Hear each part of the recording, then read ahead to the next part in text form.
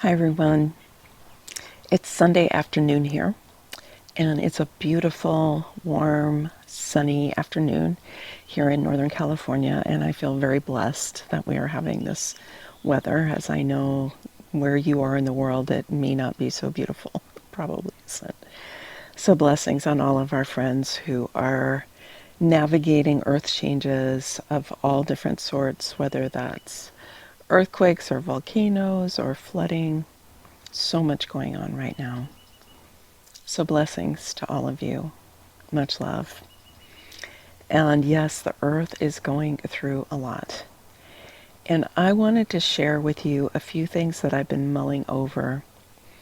And they're helping me clarify some of my perspectives, in particular about sovereignty.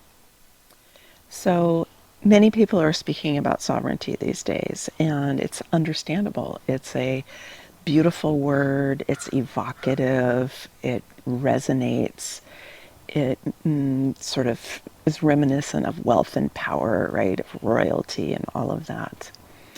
And sovereignty gets used in many different ways, right? We hear about like health sovereignty and food sovereignty and also individual sovereignty. And I think the way that we typically think about individual sovereignty these days is a largely self-determination and autonomy. It's like this sense as we realize more and more the ways that we've been conditioned. And I think this is just becoming so writ large for everybody on a whole nother level. And it's part of the evolution that we're going through right now, is the revelation of more and more ways in which we have been conditioned and in some ways confined inside of certain belief systems, ways that our psyches have been structured by culture. And this has been going on for many thousands of years, as we know. And I think it's a healthy and normal response when we feel like we've been controlled or confined to want to assert ourselves and assert our autonomy and assert our self-determination. It's a powerful move to make when you realize, gosh, I have been agreeing to or living inside of certain stories about myself, about people, about life, about culture, about what's possible and what's not possible, about reality itself, right? And you start going, wow, is that really true? Like, what am I thinking? Why am I thinking that way? Where's this feeling coming from? And we start to unpack the layers of the conditioning. And of course, human design is super helpful for that, helping us to identify the ways that we have agreed to conform and to confine ourselves inside of roles and ways of being that aren't necessarily in our highest good, but the ways that we have been taught and internalized to be successful in life, that we thought would make us happy in life, right? And so it's understandable, our parents really want us to do well, and so they, tried to teach us the best that they could about how we could, become successful in their terms and happy. And so much of that is, fracturing and crumbling at this point.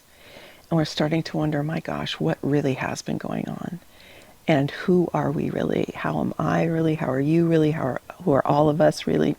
There's a lot of reckoning and self-reflection going on right now. And if you've been with me for a while, sovereignty has been part of my life for almost 30 years, since 1998.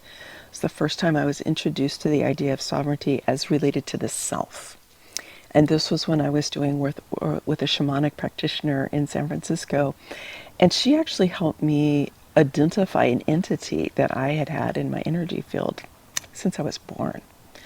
And that was kind of freaky, as you might imagine. It was kind of icky, kind of freaky, kind of ew. But it also wasn't an evil entity. It was just one that was symbiotic with me, if you will. And she helped me understand about how there are all these different energies that are out there that seek homes, for example, in human energy fields. And yes, of course, there are some evil implants and evil things out there, but there's also just different energies that are looking for homes. So in any event, I learned about personal sovereignty then, and that was really my education, my beginning of my education in relation to this idea, which of course in the kind of shamanic realm would be sovereign of my energy field, right? That I don't have these other energies and entities that are playing large roles inside of my field, which of course is also very important. And I think at this point, we're realizing that there have been so many influences on us that some of which are obvious. They come from other people, other human beings. Some of them not so obvious because they come from energies that are not necessarily visible or even felt in ordinary reality. And we're starting to recognize this is part of the larger disclosure that's going on right now about how much we may have been manipulated over time. And those of you who are students of our galactic history, and I was really not open to all of that for many years, and I have become more open to it recently because it's starting to make a lot of things make sense. And to me, it's really just another large cosmic layer to our recognition about conditioning and the ways that we've been programmed. And so whether or not you investigate or believe any of that, I think we all are recognizing the ways that we've given away our power and our authority, often to stories that we thought were really beneficial to us. And we're reclaiming it. We're saying, no more, I don't want to do that anymore. But then the question is, now what? Right, now what? And I was listening to a video that was channeled of a Lyran, somebody from the Lyran Council named Xandar. And he was sharing about the original human design. And he was referring to a time even before Atlantis. So we're talking a long time ago, where the human form was originally designed to be an interface between Source and Gaia.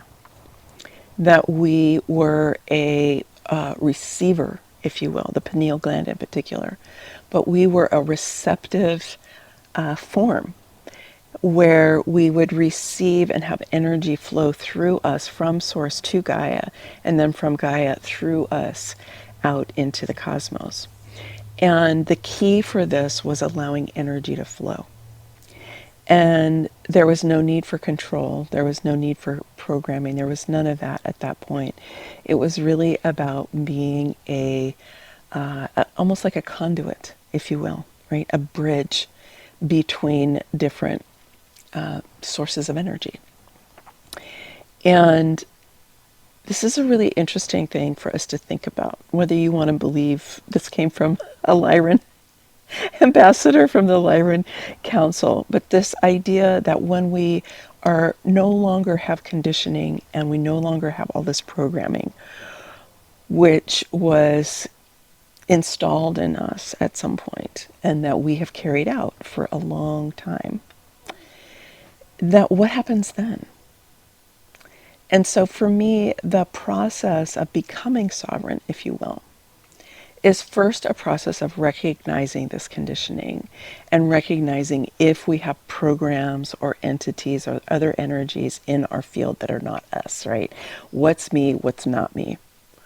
And of course, we do this first with people, which is when we start creating boundaries and we start making decisions about our distinction, if you will, with other people. And recognizing that they may be putting energy at us, or they may be trying to get us to agree with them, or to adhere to their belief system, or to do things their way. And we may do that ourselves with other people, because we've all been pretty much taught to do that. But the process of kind of winding our own energy back inside of our own field, and then letting other people have their energy without receiving it and taking it on. And this is a key aspect of becoming more and more sovereign, is knowing what's mine and what's not mine, and taking 100% responsibility for what's mine, and no more, not taking responsibility for other people's. And that when we do this, we help to clear that central channel. We help to clear our psyche and our energy field so that we can become more of a conduit, if you will. We can become more open and receptive so that energy from Source can flow through us and information and guidance from Gaia can flow through us so that we can truly embody our original human design as children of earth and sky. And according to this video that I watched, it was really about the relationship between the pineal gland and the heart. And that we need both, because the pineal gland is like the receiver, but then the heart creates coherence. And it's between the two that we need to have harmony, that we can't have one without the other. If we have one without the other, if we have just receptivity, it's kind of dead. And if we have the heart but we don't have receptivity, we don't have guidance. And I found this very interesting to contemplate, so I wanted to share it with you, because we are moving into this incredible time where sovereignty, personal sovereignty, is becoming very, very prominent. We have a predominance of Aries energy, and Aries is one of the sovereign signs along with Leo.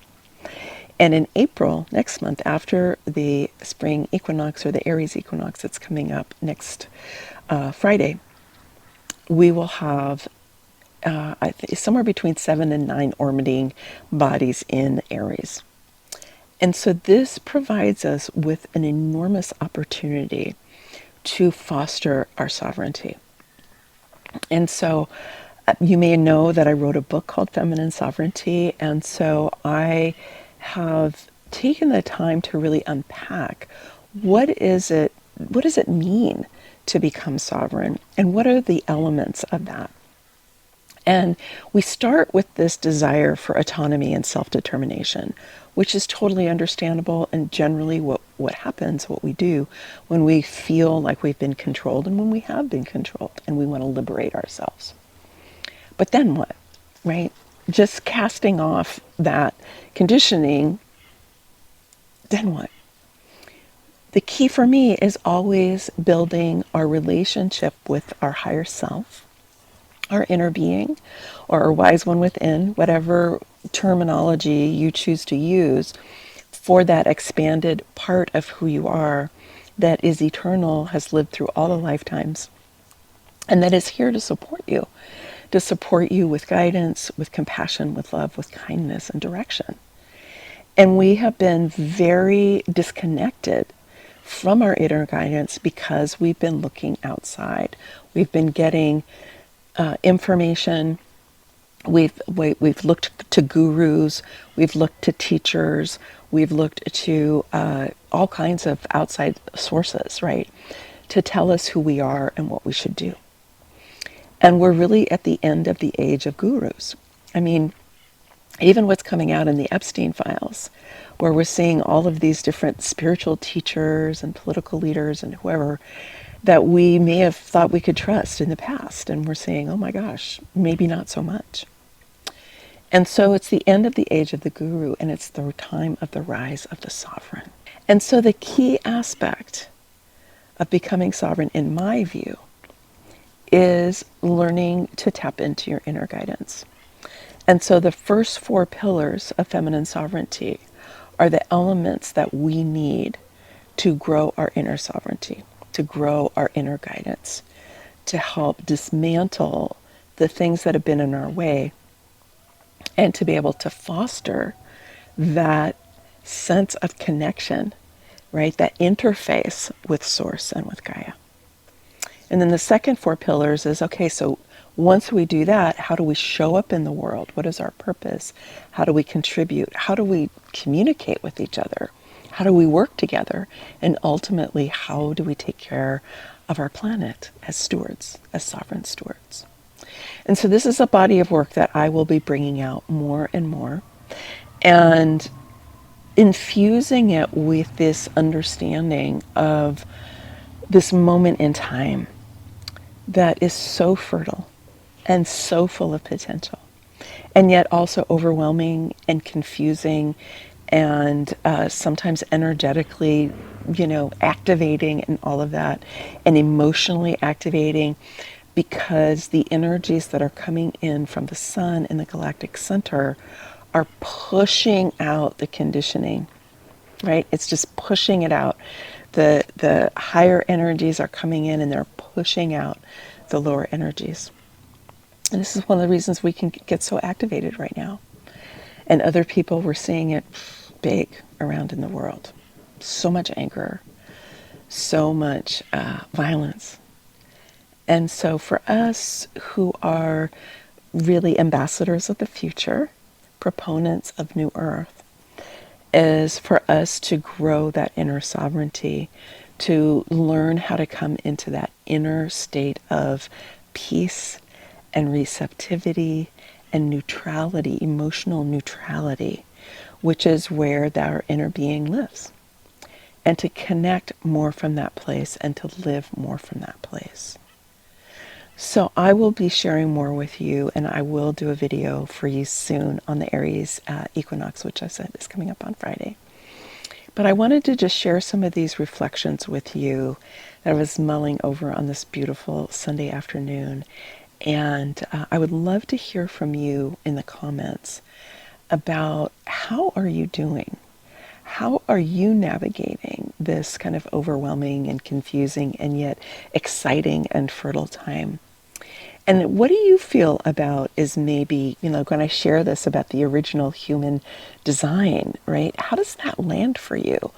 Do you feel a resonance inside? Because this is really what this is all about, is moving from the thought processes into resonance, growing our felt sense so that we can feel truth.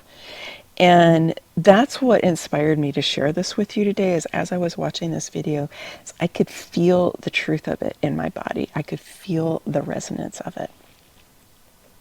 And then the last thing I want to leave you with today is I did a meditation with David Clements this morning, which was for the earth, really, but for all of us. And it was about dismantling the old programs of lack and suffering, and dismantling them first from inside of our own energy field, and then from Gaia herself. And that as we did that, we also brought in and were conduits of energy for source energy and from Gaia to bring powerful healing energy through to spread across the planet, to heal the places that have been stuck in lack and suffering. So I will put the link below to David's Patreon. This is a free meditation. I would highly encourage you to check him out if this interests you. He's a beautiful spiritual teacher, one of the clearest channels I've ever met. And it was extremely uplifting and powerful. And I think this is a form of energetic and spiritual activism that all of us can do, and we can all feel good about it, when sometimes our actions in the outer world can be a little more confusing, because we don't want to fuel the conflict. We don't want to fuel the fight. We don't want to stimulate those energies that are going to keep the old order going. But then what do we do? So David's meditation, and he has wonderful, wonderful meditations, help us to be active in helping to bring about the world that we want to live in, and but to do it energetically and spiritually. All right, my friends, those are my mulling over for today, but please do let me know, how does this land for you? How are you navigating this time? I really do want to hear. And it will also help me know what to emphasize in what I'm creating and helping to bring feminine sovereignty out to you even more in the next few weeks and months. All right. Many blessings. Much love.